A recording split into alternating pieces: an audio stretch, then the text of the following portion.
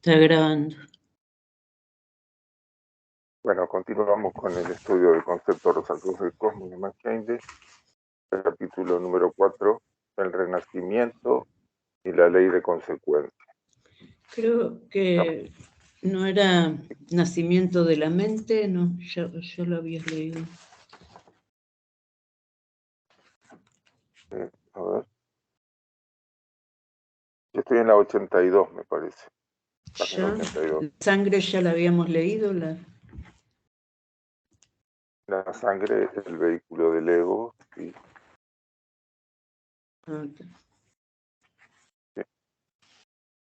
La clase pasada.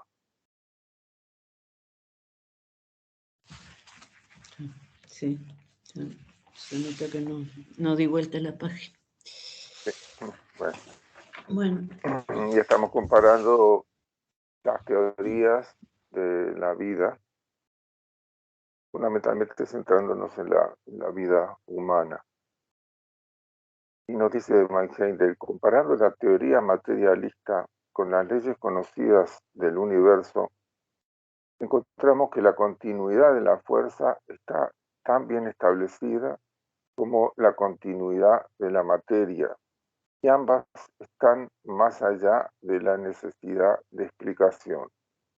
¿A qué se refiere con esto de la continuidad de la materia y de la energía?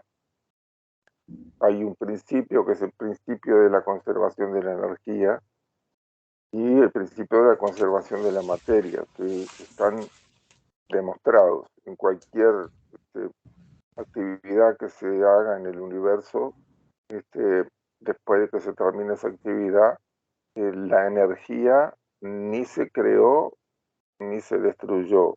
Sí se puede haber transferido de un lugar a otro, o sea, puede haber transformado de una forma de energía a otra forma de energía. Y bueno, y lo mismo sucede con la materia. Lo único que la materia es verdaderamente una forma de energía mucho más compactada, comprimida. También sabemos que la materia y la fuerza son inseparables en el mundo físico.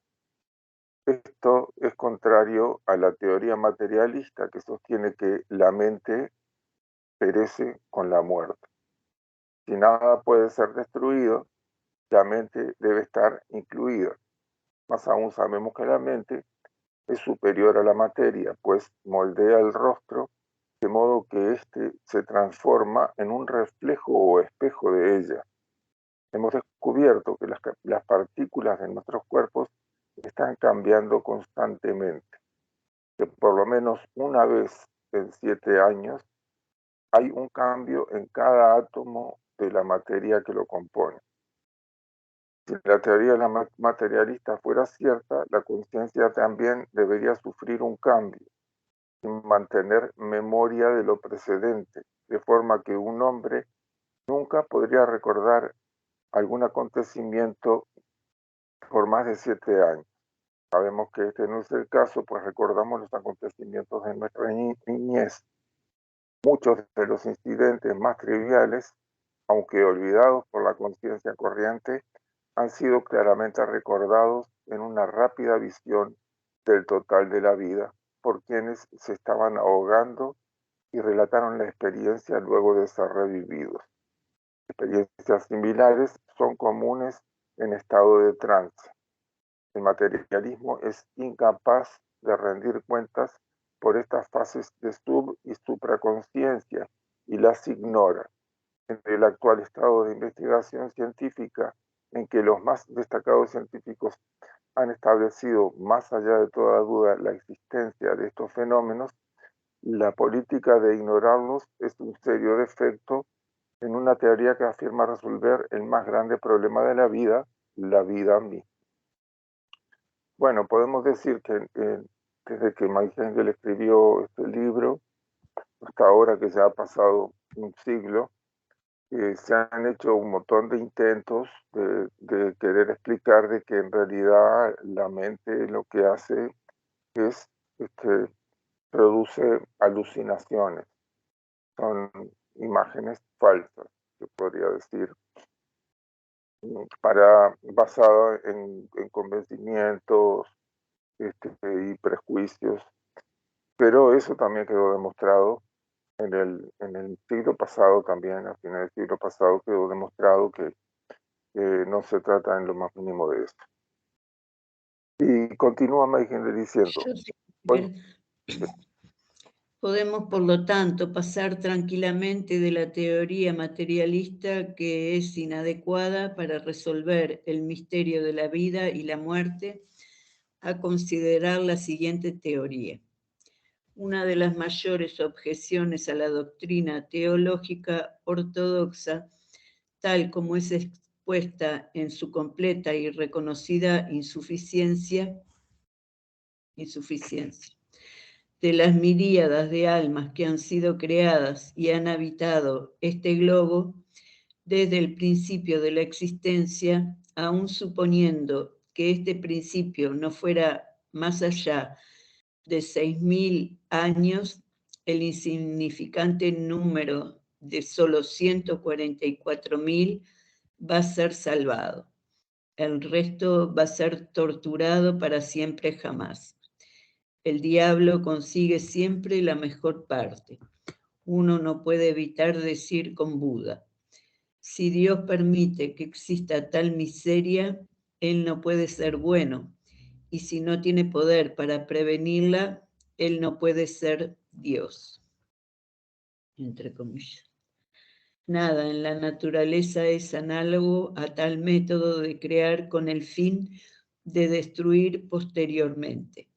Se alega que Dios desea que todos sean salvados y que es opuesto a la destrucción de nadie, habiendo dado a su único Hijo por la salvación de todos, y aún así este glorioso plan de salvación fracasa. Si un transatlántico con 2.000 almas a bordo enviara un mensaje de que se está hundiendo, sería considerado como un glorioso plan de salvación el enviar una lancha rápida capaz de rescatar solo a 2 o 3 personas?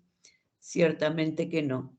Más bien sería denunciado como un plan de destrucción si no se proveyeran los medios adecuados para salvar, por lo menos, a la mayoría de quienes estuvieran en peligro. Pero el plan de salvación de los teólogos es aún mucho peor que este, pues 2 o 3.000, 2 o 3 en 2.000 es una proporción inmensamente mayor que la del plan teológico ortodoxo de salvar solo 144.000 entre todas las miríadas de almas creadas. Podemos, sin reparos, desechar también esta teoría como falsa, por lo irrazonable. Si Dios fuera omnisciente, habría desarrollado un plan más eficaz, y así lo ha hecho. Y la expuesta es solo la teoría de los teólogos. Las enseñanzas de la Biblia son muy diferentes, como veremos más adelante. y bueno, para referirnos a este tema de la Biblia, si se toma al pie de la letra toda la Biblia y se la considera como la palabra definitiva de Dios para todos los asuntos, se incurre en un error, porque está demostrado, mismo leyendo la propia Biblia, de que ha habido intervención humana no divina para hacer modificaciones de la propia Biblia.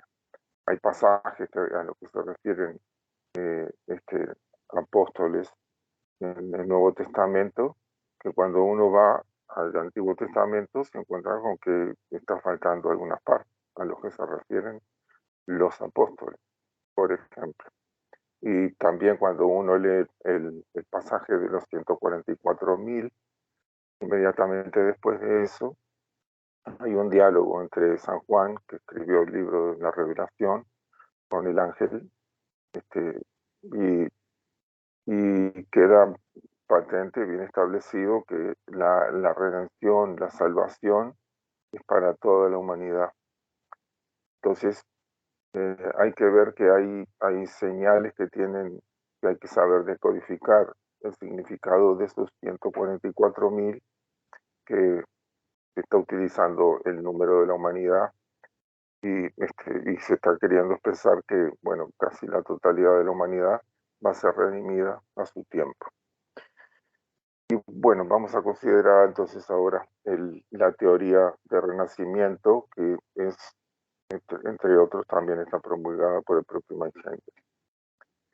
Consideremos ahora la doctrina del renacimiento, que postula un lento proceso de desarrollo efectuado con firme persistencia a través de repetidas encarnaciones en forma de creciente eficiencia, por cuyo intermedio todos, con el tiempo, alcanzamos una cumbre de esplendor espiritual inconcebible para nosotros actualmente. No hay nada irrazonable ni difícil de aceptar en tal teoría. Mirando alrededor, encontramos por doquier en la naturaleza esta lucha por la perfección, lenta y persistente. No encontramos ningún proceso súbito de creación o destrucción, como postulan los teólogos, sino la evolución. La evolución es la historia del... Ahí está. Bueno, la continúa. evolución es la historia del progreso del espíritu en el tiempo, donde quiera, a medida que vemos a nuestro alrededor los variados fenómenos del universo, comprendemos que el sendero de la evolución es una espiral. Cada vuelta de la espiral es un ciclo. Cada ciclo se sumerge en el siguiente, pues esas vueltas son continuas, siendo cada ciclo el producto mejorado de los que le precedieron y el creador de los estados más desarrollados que le suceden. Una línea recta es solo la extensión de un punto, ocupa solo una dimensión en el espacio. Las teorías del materialista y del teólogo serían análogas a esta línea. El materialista hace comenzar la línea de la vida en el nacimiento y para ser consistente, la hora de la muerte debe finalizarla. El teólogo la comienza en la creación del alma, justo previo al nacimiento. Luego de la muerte, el alma vive, estando irrevocablemente determinado su destino por sus acciones en unos pocos años. No hay regreso para corregir errores. La línea corre recta, implicando una limitada cantidad de experiencia y ninguna elevación para el alma después de la muerte. El avance natural no sigue una línea recta, como infieren estas dos teorías, ni tampoco un camino circular, pues esto implicaría una ronda sin fin de las mismas experiencias y el uso de solo dos dimensiones en el espacio. Todas las cosas se mueven en ciclos progresivos y a fin de lograr total aprovechamiento de todas las oportunidades de adelanto que nos ofrece nuestro universo tridimensional, es necesario que la vida evolucionante tome el sendero tridimensional, la espiral que va siempre hacia adelante y hacia arriba. Sea que Es observemos... interesante saber que ya en las últimas décadas, haciendo experimentos, se ha detectado que los fotones, que son los paquetes de energía de luz, se mueven en el espacio siguiendo caminos en espiral. Y entonces vemos este espiral como un procedimiento completamente natural. Y además, Magende nos deja claro que el desarrollo, evidentemente, es algo que no se cumple en toda una vida. Nosotros tenemos un potencial de desarrollo. Si miramos en la historia, vemos que la gran mayoría de la humanidad tenía un desarrollo intelectual menor que el que tiene ahora, básicamente porque no sabían ni leer ni escribir, y el hecho de estar ejercitando la lectura y la escritura va haciendo que la mente se vaya desarrollando. Entonces, otra cosa es la ética con la que se utiliza esa capacidad, pero ese desarrollo evidentemente no se puede hacer en un minuto, ni en una hora, ni en una vida, porque también tenemos un potencial que está encerrado en nosotros, una capacidad latente que no se puede desplegar en una sola vida. Y además que en una vida nos encontramos con dificultades para poder desplegar ese potencial y a veces nos podemos equivocar, nos podemos desviar del camino y tenemos que tener métodos correctivos. Y eso hace que el camino pueda ser un poco más lento también. Pero el asunto es que la victoria definitiva es lo que, es lo que estamos buscando. Y es lo que está planificado que vamos a lograr porque Dios confía en que en el potencial que tenemos todos de poder encontrar el camino recto. Bueno, continuamos. Sea que observemos a la modesta plantita de nuestro jardín o vayamos al distrito de madera roja de California y examinemos una secoya gigante con su diámetro de 3 metros, es siempre lo mismo. Se verá que cada rama, vástago u hoja nacen sea de una espiral semejante a flujo y reflujo, día y noche, vida y muerte y otras actividades alternantes de la naturaleza.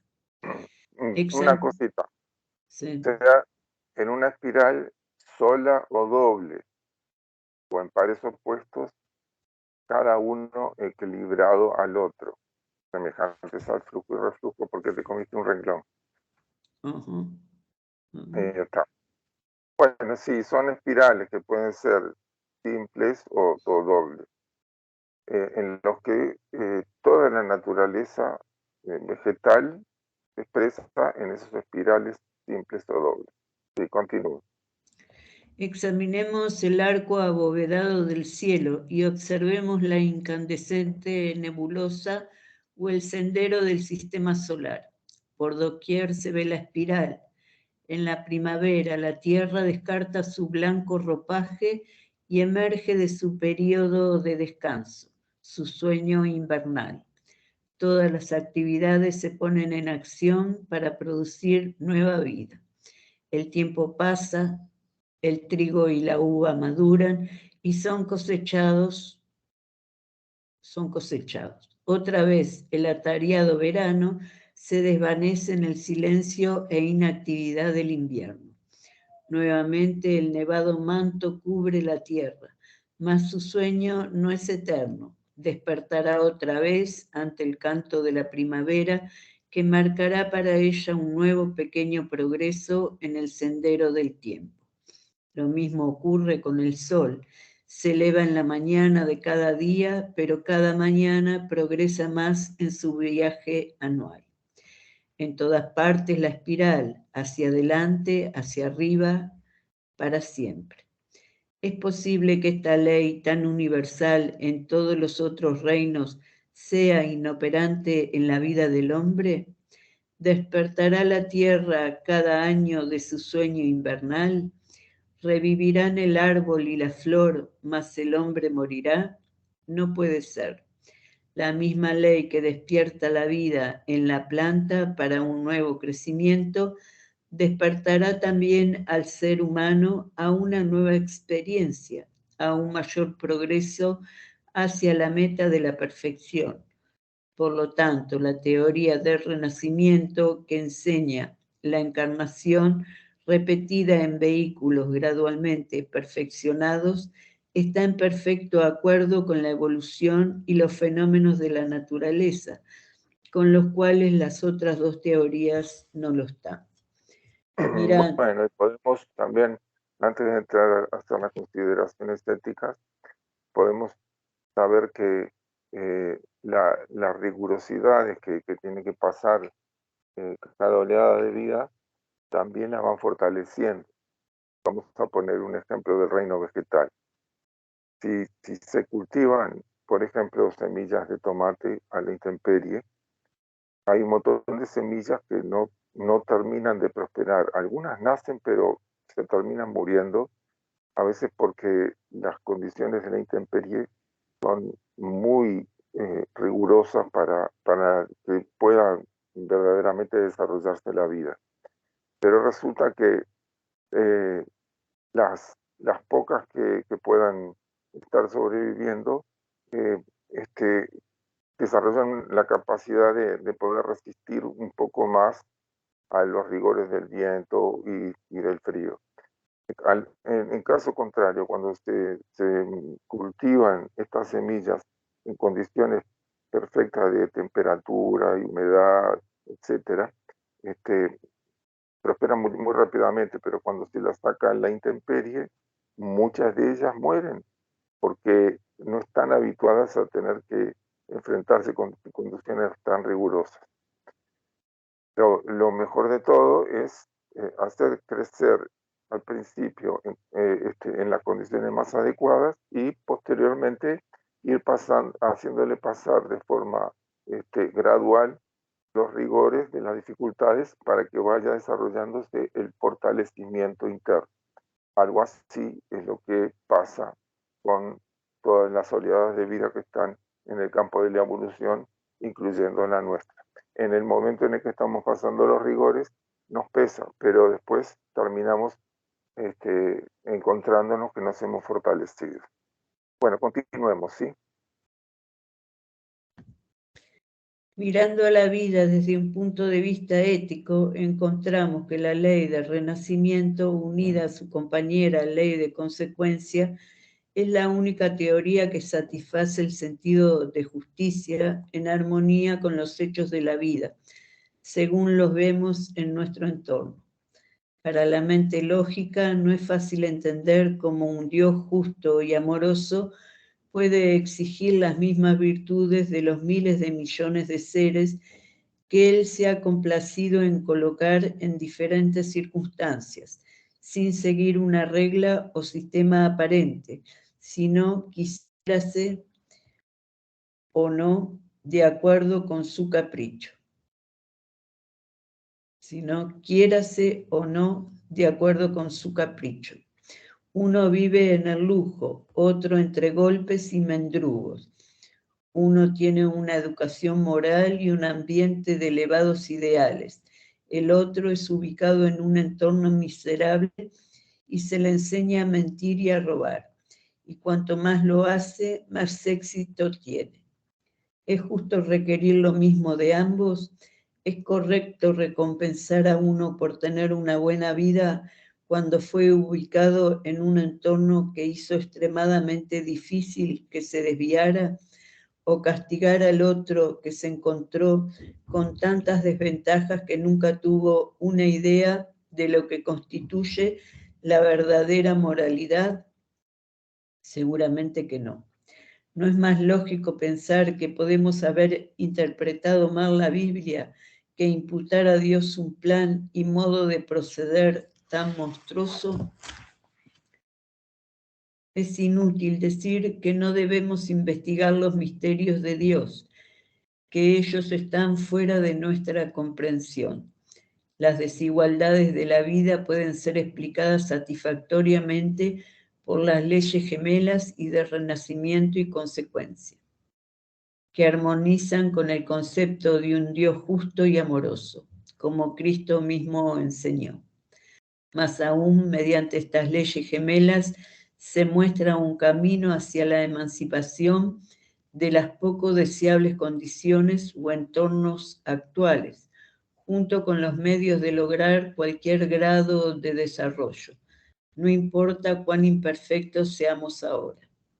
Bueno, y estas leyes son gemelas porque actúan siempre en consonancia una con la otra, porque el hecho de tener renacimiento, de venir al mundo muchas veces, en sí mismo no tendría sentido si no fuera porque nosotros tenemos que venir a vivir de acuerdo al desarrollo que hayamos hecho en vidas anteriores, y también tenemos que venir a vivir para profundizar las virtudes que hemos desarrollado, desarrollar otras y también enfrentarnos con las desviaciones o fallas que hemos tenido para poder corregirlas, que es precisamente de eso se trata. No se trata de una forma superficial de premio o castigo para seguir un criterio arbitrario de nadie, sino que se trata de que tenemos que desarrollar nuestro potencial, y eso se va haciendo con el tiempo. No se puede hacer en un solo día, ni en una semana, ni en un año, ni en una vida.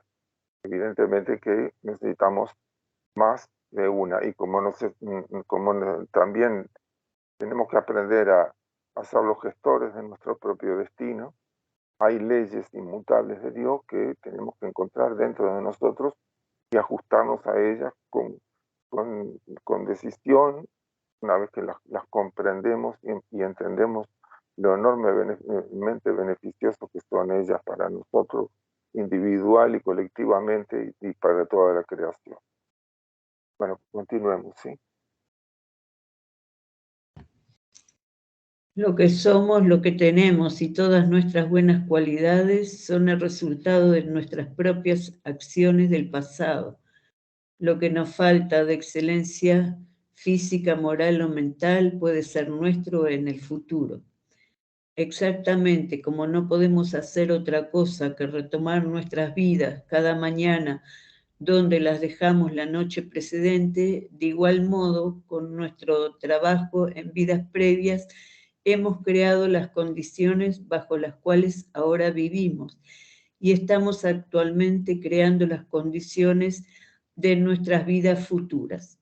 En lugar de lamentar la carencia de esta o aquella facultad que anhelamos, debemos ponernos a trabajar para adquirirla. Si un niño toca bellamente un instrumento musical, casi sin el esfuerzo de aprenderlo, mientras otro, a pesar de su persistente empeño en comparación, es un mal ejecutante, esto solo muestra que uno dedicó a ello su esfuerzo en una vida previa y está recobrando con facilidad una habilidad anterior, mientras que el esfuerzo del logro del otro recién comenzó en esta vida, y en consecuencia vemos su trabajo cuesta arriba.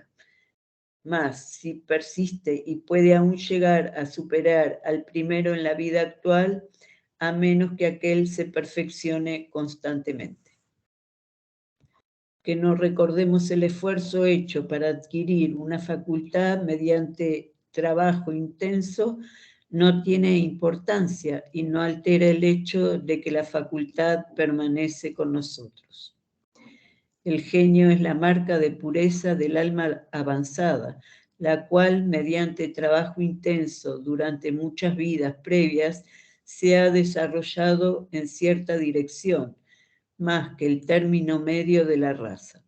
Revela un vislumbre del grado de capacitación que será posesión común de toda la raza.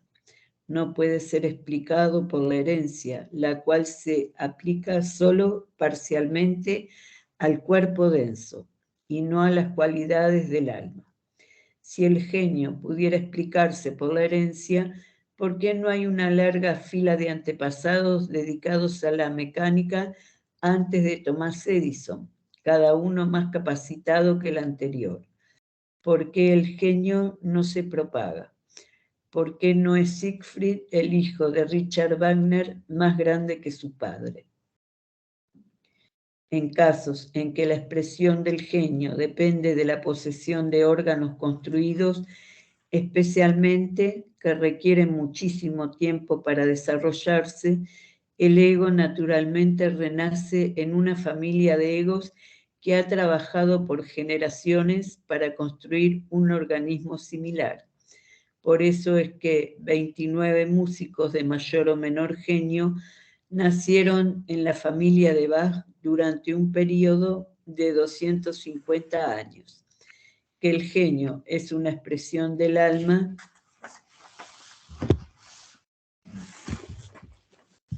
y no del cuerpo, se demuestra en que no se desarrolló gradualmente y alcanzó su eclosión en la persona de Juan Sebastián Bach, sino que la pericia que alcanzó su mejor expresión en él lo hizo prevalecer igualmente sobre sus antecesores y descendientes. Yo continúo, ¿sí? El Bueno, cuerpo es simplemente un instrumento y el trabajo que realiza depende del ego que lo guía, ego con mayúscula, que es el yo superior, el triple espíritu. Así como la calidad de la melodía depende de la habilidad del músico, ayudada por el timbre del instrumento. Un buen músico no puede expresarse plenamente con un instrumento de mala calidad y aún con el mismo instrumento todos los músicos no tocan ni pueden tocar igual. El que un ego busque el renacimiento como hijo de un gran músico no significa que deba ser un genio aún mayor, como sería el caso si la herencia física fuera una realidad y el genio no fuera una cualidad del alma. La ley de atracción explica de manera muy satisfactoria los hechos que atribuimos a la herencia. Ahora vamos a ver cómo esta ley de la atracción que explica Mike aquí en el concepto Rosacruz del Cosmos, escrito hace más de 100 años, en las últimas décadas se ha utilizado la misma expresión para contarnos un concepto completamente diferente de lo que verdaderamente significa esta ley de atracción. Lamentablemente, las leyes existen, pero el conocimiento de las mismas requiere una profunda captación de la esencia y hay mucha gente que cree conocerlas, pero lo que está haciendo es tergiversando el verdadero sentido de lo que significan ellas. Nos dice que la ley de atracción explica de manera muy satisfactoria los hechos que atribuyen a la herencia. Sabemos que gente de gustos similares se buscan. Si sabemos que un amigo está en cierta ciudad, pero no conocemos su dirección, nuestros esfuerzos por encontrarlo serán naturalmente gobernados por la ley de asociación. Si es músico, muy probablemente se le encontrará donde acostumbren reunirse los músicos. Si es estudiante, investigaremos en bibliotecas, salas de lectura y librerías. O si es aficionado al juego, lo buscaremos en pistas de carrera, salones de billar o bares. No es probable que el músico o el estudiante frecuenten estos últimos sitios. Y es seguro decir que el buscar al jugador en una biblioteca o en un concierto clásico no tendría éxito. De igual modo, el ego gravita normalmente hacia compañías con las cuales más congenia. Está constreñido a ello por una de las dos fuerzas gemelas del mundo del deseo, la fuerza de atracción. Se puede objetar que hay gente de gustos completamente opuestos, aún enemigos acérrimos dentro de la misma familia. Y si la ley de asociación rige, ¿por qué fueron atraídos hacia allí? Vieron como Mike nos habla de la ley de atracción y también la llama la ley de asociación. El hecho es que tenemos cierto nivel de afinidad con alguna gente y en otras ocasiones tenemos lecciones que aprender de alguna otra gente que por otras vías no las hemos conseguido desarrollar. En el proceso de desarrollar nuestras capacidades, puede ser que tengamos que encontrarnos con una resistencia muy grande en nuestro interior, que está mostrando la dificultad que tenemos para desarrollar esa capacidad. Pero el hecho de pasar por la vida que tenemos planificada y tratar de hacer lo mejor posible con lo que tenemos, va a hacer que, en definitiva, cuando terminemos la vida, vamos a haber desarrollado algo que de otra forma no se habría desarrollado. Y ahora vamos a la explicación de por qué hay gente que tiene diferentes características, que viven en la misma familia. La explicación de estos casos es que durante la vida terrestre del ego se han establecido muchas relaciones con diversa gente. Estas relaciones pueden ser agradables o no, e implican, por un lado, obligaciones que no fueron liquidadas en aquel momento, o por el otro, injurias y sentimientos de odio intenso infligidos entre el injuriado y su enemigo. La ley de consecuencia requiere un exacto ajuste de cuentas. Esto del ajuste de cuentas no se trata de una venganza o un castigo, es aprender que cada cosa que uno hace produce efectos y trae consecuencias, efectos en otros y efectos en uno mismo, que esas son las consecuencias hacia uno. La muerte, nos dice Mike Heindel, no salda deudas, requiere un exacto ajuste de cuentas. Volviendo al reloj. La muerte no salda deudas, como el mudarse a otra ciudad no cancela una deuda monetaria. El tiempo llega en que los enemigos se reencuentran. El viejo odio los ha atraído a la misma familia, pues es el propósito de Dios que todos nos amemos unos a otros. Por lo tanto, el odio debe ser transmutado en amor. Y aunque quizá deban pasar muchas vidas luchando para resolverlo, y alguna vez, alguna vez aprenderán la lección y se harán amigos y benefactores mutuos, en vez de enemigos. En tales casos, el interés que cada uno tenía hacia el otro puso en actividad la fuerza de atracción y eso los unió. Si simplemente hubieran sido mutuamente indiferentes, no podrían haberse asociado. Es decir, que el odio, cuando la gente entra en ese estado tan triste que es el odio, el odio es una activación de la fuerza de repulsión que depende de que haya un interés, pero es un interés enfocado hacia la parte más baja. Y eso hace que se active la fuerza de atracción. La gente se tiene que volver a asociar. Cuando se habla por ahí de que la ley de atracción es que nos atrae a la gente buena y nos atrae la abundancia y una serie de cosas así, eso es un cuento de hadas, pero sin una moraleja correcta. La verdad es que tenemos que hacer frente a lo que nosotros mismos hemos generado. Entonces, si estamos libres de odiar a otra gente, esto tiene que ser el resultado de haber aprendido lecciones de que no es por ahí el camino y que es muy duro y muy doloroso, y en definitiva siempre hay otras formas de proceder que hacen que podamos mantenernos firmes haciendo lo que sentimos que es correcto y justo y impidiendo que otros nos empujen a hacer algo que no queremos hacer, que creemos que está mal. Entonces, esta es la ley de atracción que nos enseña Mike Heindel desde hace un siglo y que se conoce en el esoterismo desde hace naturalmente mucho más tiempo. Tenemos que darnos cuenta cómo hay un edulcoramiento y una forma como de extremismo hacia la credulidad que se viene desarrollando en algunas áreas vamos a decir, de transmisión de conocimiento, que no es un conocimiento genuino en los últimos tiempos.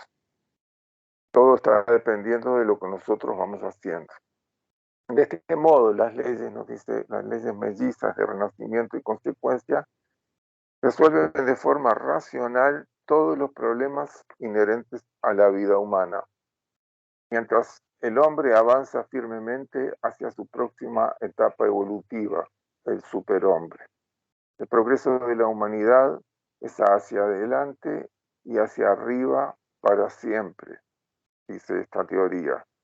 No como cree alguna gente que ha confundido la doctrina del Renacimiento con las absurdas enseñanzas de algunas tribus indias de que el hombre renace en animales o plantas. Esto sería una retrogresión. Ni en la naturaleza ni en los libros sagrados de ninguna religión se puede encontrar una justificación a esta doctrina. En uno y solamente uno de los escritos religiosos de la India se toca este tema en el Kathopanishad, capítulo 5, versículo 9.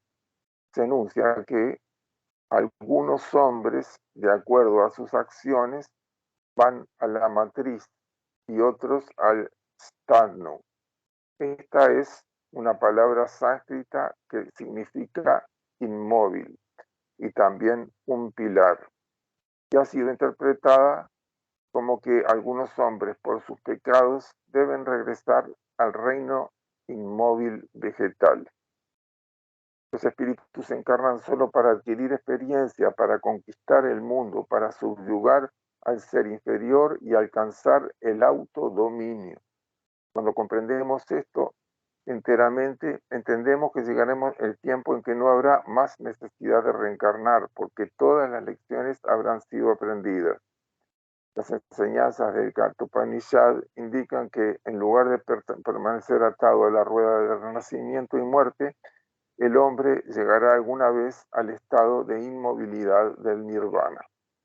En el Apocalipsis encontramos estas palabras: de aquel que triunfe haré un pilar en el templo de mi Dios y no saldrá nunca más, refiriéndose a la total liberación de la existencia concreta. No hay allí ninguna fuente de información para la doctrina de la transmigración de las almas. El hombre que ha evolucionado tanto como para tener un alma separada, individual, no puede retroceder en su progreso y entrar en el vehículo de un animal o plantas que están bajo un espíritu grupo.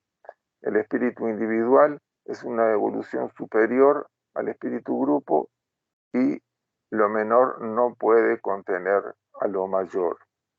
Entonces, Mike Handel nos señala aquí que alguna gente vuelve a la matriz. Esta palabra últimamente se ha dicho muchísimas veces en otro idioma que no es el español, el idioma inglés, porque en inglés termina con X y en español con Z. La matriz, o la matrix en inglés, es el estado de situación en el que estamos necesitando volver a encarnar, volver por medio del renacimiento a seguir desarrollando nuestro potencial. Pero se sabe que hay gente que ya lo ha desarrollado y por lo tanto no tiene necesidad de volver a este mundo a seguir haciendo ese proceso. Ya completó ese proceso. Y si analizamos estas palabras del Apocalipsis, de que el que triunfe, al que triunfe le haré un pilar en el templo de mi Dios.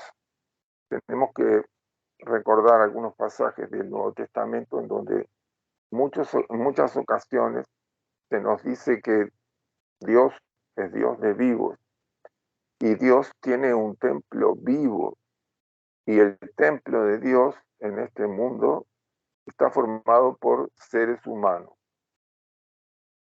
El templo y la iglesia, que etimológicamente significa congregación de seres humanos, es una iglesia viva de seres humanos que están haciendo su desarrollo de todo el potencial.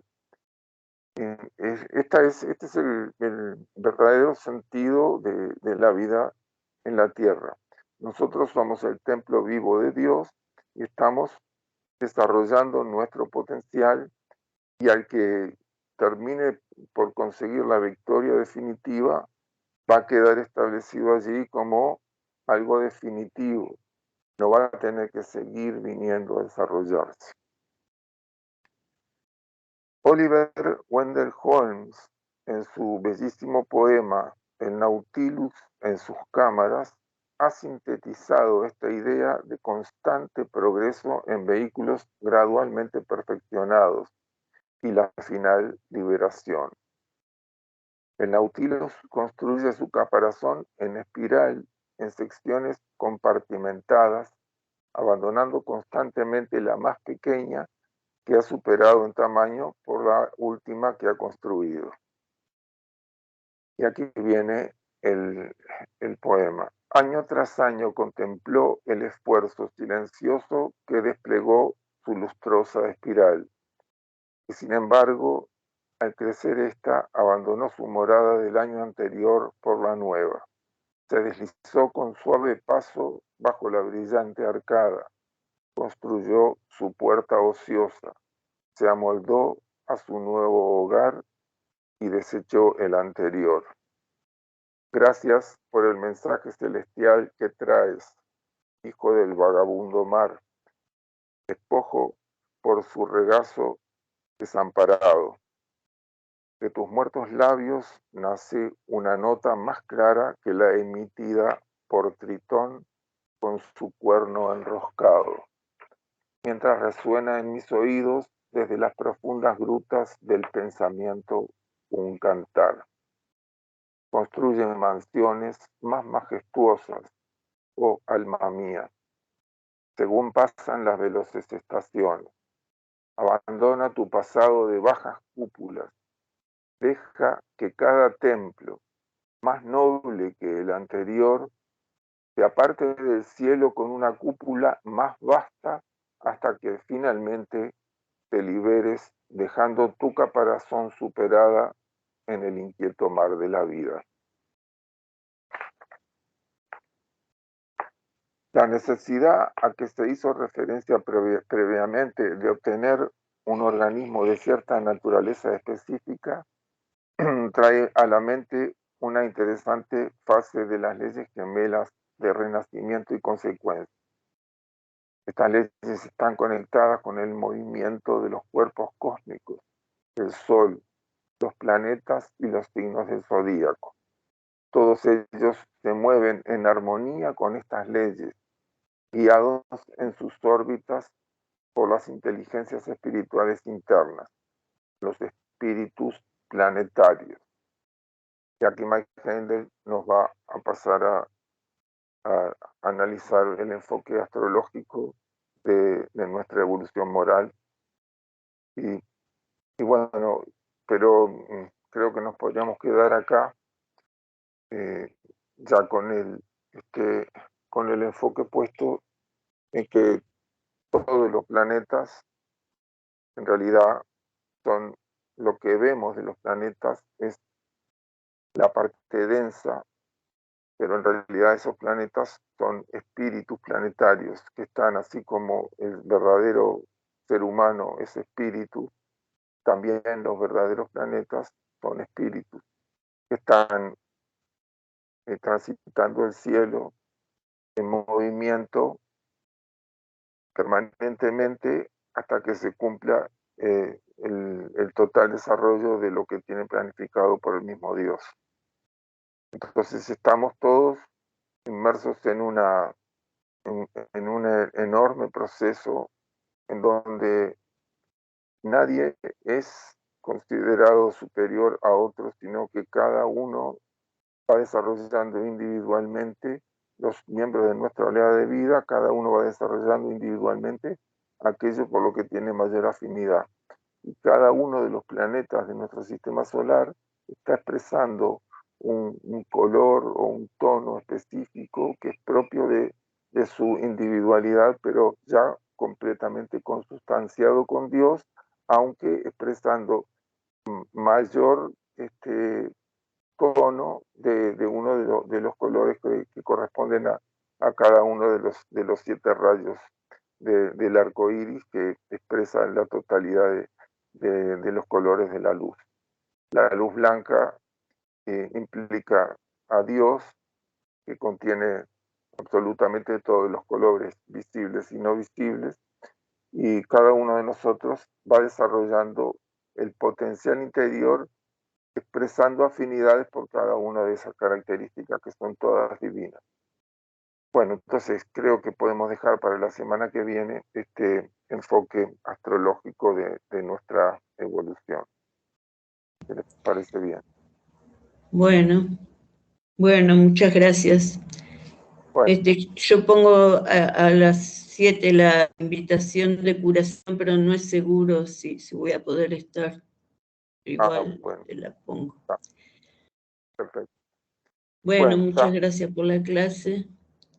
Gracias. Nos vemos en la próxima. A todos. Gracias. Adiós. Gracias.